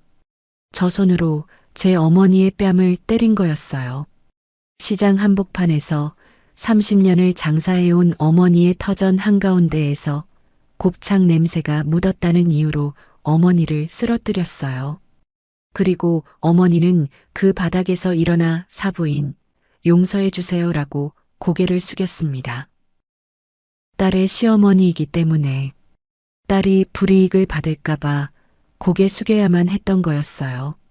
저는 감정을 가라앉히고 차분하게 어머니를 불렀어요. 어머니. 시어머니가 입술을 달싹거렸지만 소리가 나오지 않았어요. 폭행건은요, 사실 제가 봐드릴 수도 있어요. 합의하면 되는 거니까요. 시어머니의 눈에 한 줄기 희망 같은 것이 스쳤어요. 합의라는 단어에 매달리려는 것이 보였습니다. 입꼬리가 미세하게 올라갔어요. 혹시 며느리가 봐주려는 건가, 그래도 가족이니까 넘어가 주려는 건가 하는 계산이 다시 시작되고 있었습니다. 대신 이건 돌려드려야 공평할 것 같아요. 제 오른손이 올라갔어요. 시장에서 시어머니의 손이 친정 어머니의 뺨을 내리친 후에 바닥에서 곱창을 주우면서 제가 다짐했던 것이 떠올랐습니다. 오늘의 이 치욕을 1000배, 10,000배로 갚아줄게. 지금 이 손이 그 약속을 지키는 손이었어요. 손바닥이 시어머니의 왼쪽 뺨에 닿았습니다. 철서? 소리가 연회장 벽에 부딪혀 돌아왔어요. 시어머니의 고개가 옆으로 돌아갔습니다. 의자에서 미끄러지듯 바닥에 주저앉으셨어요. 금색 브로치가 옷에서 떨어져 바닥을 굴렀습니다. 연회장 전체가 얼어붙었어요. 숨소리 하나 들리지 않았습니다. 시장에서 어머니가 맞았던 뺨을 제가 돌려준 거였어요. 어머니는 맞고도 사과했지만 저는 사과하지 않았습니다. 바닥에 주저앉은 시어머니 앞에 무릎을 꿇지 않았어요. 그냥 서서 내려다봤습니다. 그리고는 가방에서 미리 준비해간 비닐봉지를 꺼냈어요. 그 봉지를 열자 곱창 냄새가 바로 올라왔습니다. 어머니가 새벽마다 밀가루를 주무르고 소주를 부어 잡내를 빼고 특제 양념에 재워 만든 곱창이었어요. 시어머니가 평생 역겹다고 한 냄새, 쓰레기통에 쏟아부은 냄새, 시장에서 어머니의 뺨을 때린 이유가 된 냄새가 연회장 전체로 번져갔습니다. 순간 시어머니의 눈빛이 흔들리는 것을 보았지만 아랑곳하지 않고 준비해간 곱창을 보란듯이 바닥에 앉은 시어머니 머리 위로 쏟아버렸어요. 촤악! 찐득한 곱창 양념 국물이 시어머니의 머리를 지나 목덜미로 흘러내렸습니다. 그 사이로 곱창 조각들도 철퍼덕거리면서 머리와 어깨를 넘어 무릎 위로 떨어졌어요. 갈색 양념이 금색 브로치가 달려있던 옷깃의 천을 타고 스며들었습니다. 시어머니의 온몸에서 곱창 냄새가 피어올랐어요. 시장에서 손질전 곱창이 시어머니의 구두 위로 쏟아졌던 그날처럼 오늘은 양념까지 완벽하게 입혀진 곱창이 시어머니의 머리카락 위로 흘러내리고 있었습니다. 시어머니가 비명을 지르며 곱창을 털어내려 했지만 양념이 옷감에 배어들어 닦이지 않았어요. 시어머니가 평생 혐오했던 것이 시어머니의 온몸을 덮고 있었어요. 시어머니의 눈이 초점을 잃었고 입술은 파랗게 질려갔습니다. 곱창 냄새가 코를 찌르는 것인지 온몸을 덮고 있는 그것의 미끈한 감촉이 견딜 수 없는 것인지 정확히 알 수는 없었지만 시어머니는 온몸을 부들부들 떨고 있었어요. 당신들은 이 곱창을 똥통이라 부르지만 당신들은 이것보다 더 더럽고 냄새나는 사람들이에요. 7년을 뒷바라지한 며느리를 내쫓고 불륜도 모자라 처가 돈을 빼돌려서 새 출발하겠다는 미친 사람들이 당신들이야. 제 목소리가 연회장을 울렸습니다. 마이크 없이도 구석까지 닿았어요. 바닥에 주저앉아 곱창 양념에 젖은 시어머니를 내려다보며 서 있는 채로 말했습니다. 분수도 염치도 없는 쓰레기 같은 당신들과는 내가 더 이상 더럽고 냄새나서 같이 있을 수가 없어. 준혁을 봤어요. 앞줄에서 하얗게 질린 채 일어서지도 앉지도 못하고 있었습니다. 양복깃에서 체린의 향수 냄새가 올라오고 있었어요. 그 냄새가 이제 연회장을 가득 채운 곱창 냄새에 밀려 사라지고 있었습니다. 이혼 서류 보낼 테니까 저기 앉아 있는 한의원 원장 잘 꼬셔서 데려다가 잘 살아. 횡령한 금액이랑 상간소송 위자료는 전부 한 달 안에 다 뱉어내시고 어디 지금부터 돈도 떨어지고 갈 데도 없이 밑바닥에서 아둥바둥 잘들 살아보세요. 그 말에 체린이 벌떡 일어났어요. 얼굴이 빨갛게 달아올라 있었습니다.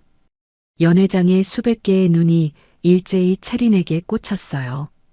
은은한 향수를 뿌리고 고급스러운 원피스를 입고 다리를 꼬고 앉아있던 그 여자가 수백 명 앞에서 내연녀로 이름이 불린 채 서 있었습니다. 체린의 입술이 달싹거렸지만 이제 와서 그 말들이 별 의미가 없다는 것을 아는 눈빛이었어요. 체린은 고개를 숙이고 핸드백을 움켜잡은 채 출구를 향해 걸어갔습니다. 하이힐 굽이 대리석 바닥을 울릴 때마다 연회장의 침묵이 더 깊어졌어요. 아무도 체린에게 인사를 하지 않았습니다. 아무도 쳐다보지 않으려 고개를 돌렸어요. 체린이 출구 문을 열고 사라졌습니다. 문이 닫히는 소리가 울렸고 체린의 향수 냄새가 문틈 사이로 빠져나갔어요. 연회장에는 곱창 냄새만 남았습니다. 지은이 제 옆으로 다가왔어요. 지은의 눈가가 붉어져 있었습니다. 울고 있는 것이 아니라 3년 동안 참아온 것이 지금 이 자리에서 풀리고 있는 거였어요. 지은은 3년 동안 제 비밀을 지키며 제 옆에서 함께 참아온 사람이었습니다. 지은이 서류 파일을 들어보이며 말했어요. 회장님, 명도소송 서류와 이혼소송 서류, 횡령 고발장 전부 준비 완료했습니다. 지은의 목소리는 프로답게 차분했지만 서류를 쥔 손끝이 미세하게 떨리고 있었어요. 연회장의 입주사 대표들이 웅성거렸습니다. 어떤 사람은 고개를 끄덕였고 어떤 사람은 두 손으로 얼굴을 감쌌어요. 이 빌딩에서 10년째 국밥집을 운영해온 사장님이 고개를 숙인 채 안경을 벗고 눈을 닫고 있었습니다. 옆에 사람이 왜 우세요? 라고 물었지만 국밥집 사장님은 대답하지 않았어요. 누군가의 이야기가 자기 이야기처럼 느껴지는 순간이 있잖아요. 장사를 하면서 부끄러워서 고개를 숙여본 적 있는 사람이나 부모님의 직업을 남에게 말하기 어려웠던 적 있는 사람이라면 방금 이 순간의 의미를 잘 알았을 거예요. 바닥에 주저앉은 시어머니가 곱창 양념에 젖은 채 떨고 있었어요. 준혁이 어머니를 일으키려 했지만 시어머니의 다리에 힘이 없었습니다. 준혁의 새 양복 소매에도 곱창 양념이 묻었어요. 향수 냄새와 곱창 냄새가 뒤섞인 채 두 모자가 연회장 바닥에서 일어서지 못하고 있었습니다.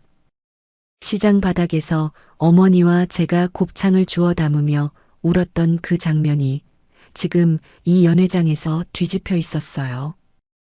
그때는 곱창 위에 어머니가 쓰러져 있었고 지금은 곱창 위에 시어머니가 주저앉아 있었습니다. 저는 그대로 뒤돌아섰어요. 연회장 뒤쪽 출구를 향해 걸었습니다. 구두굽이 대리석 바닥을 울렸어요. 한 걸음씩 걸을 때마다 곱창 양념이 묻은 제 손에서 냄새가 풍겼습니다. 시어머니의 뺨을 때린 손이었어요. 어머니가 시장에서 맞았던 뺨을 제가 돌려준 손이었습니다.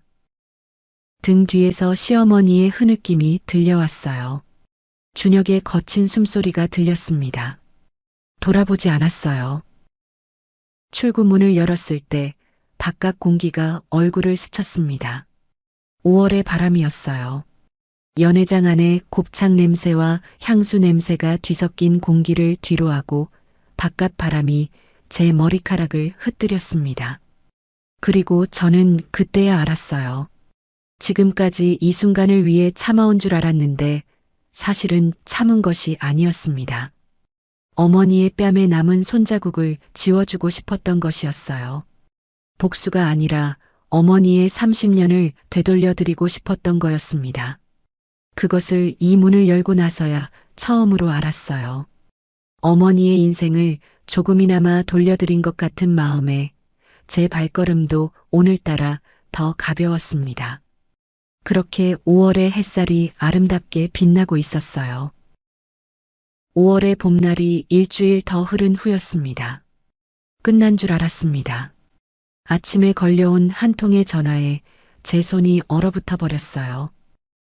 연회장에서 제가 한 일이 SNS로 급속도로 번져서 뜨거운 감자가 되어버렸습니다. 곱창을 쏟은 영상이 퍼져나갔고 일부에서는 건물주의 갑질이라는 프레임이 씌워졌어요.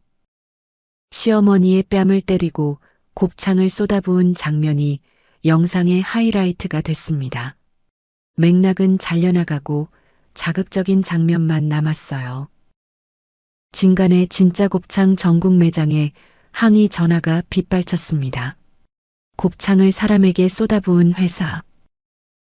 가맹점주들의 매출이 떨어지고 있었어요. 저 혼자의 복수가 300개 매장, 수백 명의 가맹점주와 직원들에게 피해를 주고 있었습니다. 엄마 가게에 갔습니다. 어머니에게 상황을 말씀드렸어요.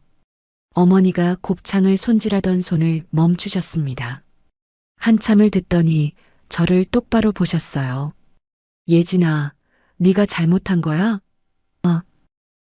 아니요. 그러면 뭘 주저앉아 있어. 네가 잘못한 일이 아니면 당당하게 나가서 바로 잡으면 되는 거야. 하지만 불편을 느낀 분들이 있을 수도 있으니까 깔끔하게 사과할 건 사과하고 훌훌 털고 너의 길을 가면 되는 거지. 어머니가 제 눈을 똑바로 쳐다보시며 말씀을 이어갔습니다. 곱창 장사 30년 하면서 배운 거 하나 있어. 욕먹어도 맛이 좋으면 결국 손님은 다시 돌아온다는 거야. 어머니의 목소리가 단단했어요. 뺨을 맞고도 다음날 새벽에 가게 셔터를 올리던 분이었습니다. 저는 고개를 끄덕였어요. 그날 오후 지은이에게 전화를 해서 기자회견을 준비해달라고 지시했습니다. 제가 잘못한 부분에 대해서는 깔끔하게 사과를 하되 왜 그런 일이 일어났는지에 대해서는 숨기지 않고 당당하게 설명하기로 했습니다. 그리고 가맹점주분들에게는 한 분 한 분에게 직접 전화를 돌려 양해를 구했어요. 어머니 말씀처럼 잘못한 것이 없으면 당당하게 부딪혀서 이겨내는 것이 맞는 거였습니다. 그런데 지은과 기자회견 일정을 의논하던 중에 생각지도 못한 사건이 또 하나 터졌습니다. 갑질 건물주 기사가 화제가 되자 신이 난 준혁이 변호사를 선임하고 고소를 진행하고 있다는 거였어요. 건물주 갑질과 명예훼손, 그리고 폭행까지 넣어서 형사 고소를 진행한다고 지은에게 연락이 왔습니다. 예진아, 준혁 쪽 변호사가 공격적이야. 형사 고소장이 접수됐어. 뭔가 사건이 커질 수도 있겠다는 느낌도 있었지만 생각보다 일이 더 커지고 있었어요.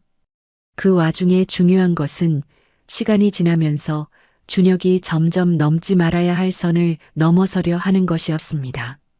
변호사를 통해 제 과거와 자금 출처까지 뒤지기 시작한 거였어요.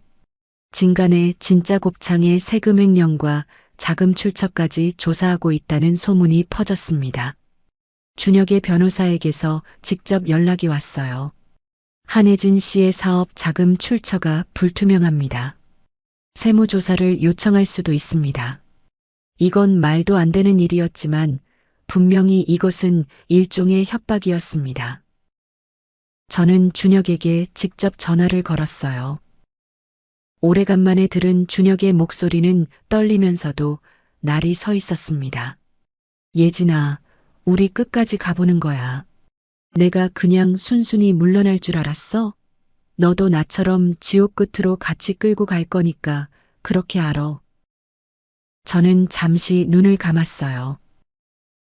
사람의 바닥을 본다는 것이 이런 뜻이라는 것을 태어나서 처음으로 깨닫는 순간이었습니다. 그래도 한때는 제 모든 것을 걸고 사랑했던 사람인데 이렇게까지 무너질 수 있다는 게 믿기지 않았어요. 젊은 시절 곱창 기름에 데였을 때 가로등 밑에서 제 손등에 연고를 발라주던 사람이었습니다. 하지만 이제는 진짜로 끝까지 왔다는 생각이 번쩍 들었어요. 저는 숨을 크게 들이마신 후에 눈을 뜨고 준혁에게 전했습니다. 좋아. 나도 마지막까지 이건 안 꺼내려고 했어. 하지만 네가 먼저 마지막 선을 넘었으니까 나도 지금부터 진짜 선을 넘는 게 뭔지 제대로 보여주도록 할게. 전화 너머에서 준혁의 숨소리가 잠시 멈춰지는 게 느껴졌어요. 뭔가 알 수 없는 거대한 파도 이전에 물이 빨려나가듯 잠시 고요하지만 불길한 예감이 뒷머리를 스쳤습니다. 준혁 씨, 당신 병원 처음 시작할 때부터 장부 정리들 전부 내가 해줬다는 거 잊고 있었어? 당신 몇 년 동안 빚에 허덕일 때 불법으로 프로포폴 남용한 자료 내가 지금 다 가지고 있는 거 몰라? 하나씩 불러줄까? 환자 명단, 투여량, 날짜까지 전부 다 내가 가지고 있어. 나한테 세무조사를 들이대? 그럼 이제 이 자료를 팩스로 바로 경찰서랑 보건복지부에 넘길 테니까 알아서 잘 수습해봐. 미안한데 네가 먼저 선 넘은 거야. 의사라서 머리 좋은 줄 알았더니 완전 바보였어. 뚜뚜 전화가 끊어졌습니다. 저는 다음 날 바로 기자들을 모아놓고 예정된 기자회견을 시작했습니다. YJ빌딩 1층 로비에 기자단이 모였어요. 카메라가 줄지어 서고 플래시가 터졌습니다. 저는 연단에 섰어요. 네이비색 정장 대신 흰색 블라우스를 입었습니다.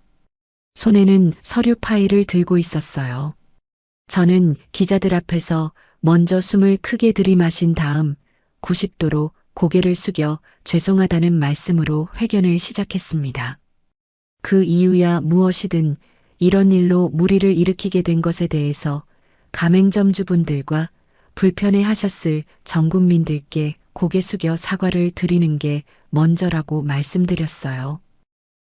그리고 제가 잘못한 일에 대해서는 모두 책임을 지고 가맹점의 피해 복구를 진행하고 앞으로 더 나은 모습으로 여러분들을 실망시킨 부분을 회복해 나가겠다고 말씀드렸습니다. 그리고 잠시 숨을 고른 후에 진짜 할 말을 이어갔어요. 여러분, 이번 사건은 그냥 자극적인 장면이 아니라 그 뒤에 숨어 있는 진짜 이유를 기억하셔야 합니다. 곱창 냄새나는 며느리 대신에 한의사 며느리를 다시 드리려고 남편과 시어머니가 짜고 저를 쫓아내려고 했습니다. 시장 바닥에서 제 어머니는 시어머니에게 폭행을 당하고도 딸이 구박받을까봐 말씀도 못하셨어요. 제 행동이 과하기는 했지만 그 사람들이 한 짓들을 생각하면 여러분들도 고개를 끄덕이실 거라 생각해요. 여기에 그 모든 자료들이 있습니다. 저는 스크린을 띄워 그 사람들이 제게 한 일들을 하나하나 되짚었습니다. 그리고 마지막 스크린에 조금은 다른 슬라이드가 올라왔어요. 저는 나지막한 목소리로 단단하게 설명을 이어갔습니다. 이것은 박준혁 원장이 지난 3년간 운영한 불법 프로포폴 시술 내역입니다.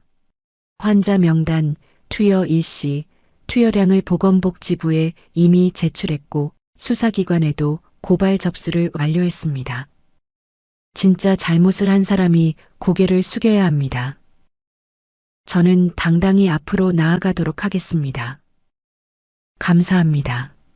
기자들의 카메라 셔터음이 폭포처럼 쏟아졌어요. 질문이 빗발쳤지만 저는 더 이상 답하지 않았습니다. 할 말은 다 했으니까요. 연단에서 내려오는데 다리가 후들거렸어요. 하지만 걸음은 멈추지 않았습니다. 예진의 기자회견 영상이 그날 밤 또다시 인터넷을 달구었습니다. 이번에는 자극적인 장면이 아니라 기자회견장 내용의 모든 것이 함께였어요. 댓글이 쏟아지기 시작했습니다. 곱창 냄새가 난다며 며느리를 내쫓으려 한 시어머니, 남편의 불륜, 친정어머니의 뺨. 맥락이 하나씩 붙을 때마다 여론의 바늘이 돌아갔어요. 시어머니가 더 나쁜 거 아냐? 남편의 불륜을 시어머니가 도와줬다고? 사흘이 지나자 기사 제목들이 완전히 달라져 있었습니다. 같은 영상인데 이번에는 열혈 며느리 참교육 영상으로 불리면서 인터넷이 더 뜨거워졌습니다. 1,500억 자수성가 딸의 통쾌한 복수라는 이야기와 무개념 남편과 시어머니 참교육이라는 소문에 현실판 슈퍼히어로라고 사람들이 열광했습니다. 그 덕분에 갑자기 진간에 진짜 곱창 매장들 앞에 줄이 서는 진풍경이 생겨났어요. 응원 곱창 먹으러 갑니다라는 해시태그가 붙은 사진들이 퍼져나갔고 어머니의 시장 가게 앞에도 사람들이 모여들었어요. 건어물집 사장님이 골목 입구에서 여기가 그 어머니 가게야 하고 손님들을 안내하고 계셨습니다. 어머니가 앞치마를 고쳐 매시며 웃으셨어요. 이래봐도 곱창 30년이야. 맛이 없을 리가 있나? 길게 줄을 서 있는 손님들 앞에서 어머니의 목소리가 30년 만에 가장 행복해 보였습니다. 한편 기자회견에서 공개된 프로포폴 불법 시술 자료는 보건복지부와 수사기관으로 넘어갔어요. 준혁에 대한 정식 수사가 시작됐습니다. 10년간 아내를 곱창 냄새 나는 여자라고 무시했던 한 남자의 몰락은 이제 지금부터가 시작이었습니다. 체포는 사흘 뒤였어요. 준혁이 피부과 진료실에서 연행됐습니다. 경찰이 진료실 문을 열고 들어갔을 때 준혁은 환자에게 시술 중이었다고 해요. 하얀 가운을 벗고 양손을 뒤로 돌려 수갑이 채워지는 장면이 뉴스에 나왔습니다. 학생 때 곱창볶음을 먹으며 웃던 얼굴이 카메라 플래시 아래에서 일그러져 있었어요. 고개를 숙인 채 경찰차에 오르는 모습이 느린 화면처럼 반복 재생됐습니다. 저는 TV를 끄지 않고 그 장면을 끝까지 봤어요. 슬프지도 통쾌하지도 않았습니다. 그저 끝나고 있다는 느낌이었어요. 어린 시절 제 손을 감싸주던 바로 그 손의 수갑이 채워지는 것을 보면서 저는 처음으로 아무 감정도 느끼지 못했습니다. 텅 빈 느낌, 복수가 끝난 자리에 남는 것은 그런 거였어요. 체린의 한의원도 세무조사에 들어갔습니다. 오피스텔은 압류됐어요. 한의원 간판이 내려지는 사진이 기사에 실렸습니다. 체린이 뿌리던 은은한 향수 냄새가 이제는 세무서 서류 위에서 잉크 냄새와 섞이고 있을 거예요. 시어머니는 아들의 체포 소식을 듣고 쓰러지셨어요. 병원에 실려가셨는데 입원실에서 곱창 냄새가 난다며 헛구역질을 하셨다고 합니다. 병원 급식에 곱창은 없었어요. 시어머니의 코가 잊지도 않은 곱창 냄새를 맡고 있었습니다. 머리 위에서 흘러내리던 그 감촉이 사라지지 않는 거였어요. 하루는 진짜로 병원 급식에서 곱창이 나온 날 시어머니 몸이 그 자리에서 굳었다고 해요. 병실을 뛰쳐나가 화장실에서 한참을 토하셨답니다. 한때 그 똥통을 왜 입에 넣느냐고 비웃던 분이 곱창 냄새만 맡으면 숨을 쉴 수가 없게 됐어요. 금목걸이는 아들의 변호사 비용으로 팔렸고 금반지도 금팔찌도 준혁이 사준 모든 금부치가 하나씩 사라졌습니다. 곱창 냄새 나는 돈으로 산 금부치들이 아들을 지키려는 비용으로 전부 녹아내린 거였습니다. 그렇게 시간이 흘러 1년 후에 또 다른 5월이 찾아왔습니다. 준혁은 징역 2년을 선고받았고 의사 면허는 취소됐어요. 어머니의 가게는 달라졌어요. 더 이상 시장 골목의 작은 곱창집이 아니었습니다. 진간의 진짜 곱창 본점이 됐어요. 가게 앞에 진간의 진짜 곱창 1호점이라는 간판이 걸렸고 주말이면 줄이 골목 끝까지 늘어섰습니다. 시장 상인들도 달라졌어요. 진간의 진짜 곱창 덕분에 손님들이 많아져서 떡집과 건어물집까지 모두 줄을 섰습니다. 시장 전체가 조금씩 바뀌고 있었어요. 하지만 어머니는 여전히 새벽 4시에 일어나 곱창을 손질하셨어요. 달라진 것이 하나 있었습니다. 예전에는 곱창을 주무를 때 고개를 숙이셨는데 이제는 고개를 들고 하셨어요. 손님이 오면 어서 오세요 하는 목소리가 커졌습니다. 시장에서 곱창 냄새를 맡으며 고개를 숙이던 어머니가 이제는 그 냄새를 당당하게 풍기며 걸으셨어요. 어느 날 오후 YJ빌딩 옥상에 어머니를 모시고 올라갔어요. 엘리베이터가 층수를 올릴 때마다 어머니가 창밖을 바라보셨습니다. 서울의 건물들이 발 아래로 내려갔어요. 5층, 10층, 15층. 어머니가 시장 좌판에서 곱창을 팔 때는 올려다보기만 했던 건물들이 발밑으로 작아지고 있었습니다. 엘리베이터 문이 열리자 옥상 정원이 펼쳐졌어요. 꽃이 피어 있었습니다. 5월의 햇살이 어머니의 흰머리 위로 내려앉았어요. 어머니가 난간에 서서 서울 시내를 내려다보셨습니다. 강남의 빌딩 숲 사이로 멀리 시장 골목의 낡은 지붕들이 아스라하게 보였어요. 30년을 보낸 그 시장이 손바닥만 하게 보였습니다. 바람이 옥상까지 올라와 어머니의 점퍼 자락을 흔들었어요. 어머니의 점퍼에서 곱창 냄새가 바람에 실려 올라갔습니다. 시장에서 곱창 닦을 때는 땅만 보고 살았는데 여기서 보니 세상이 참 아름답구나. 어머니의 목소리가 떨렸어요.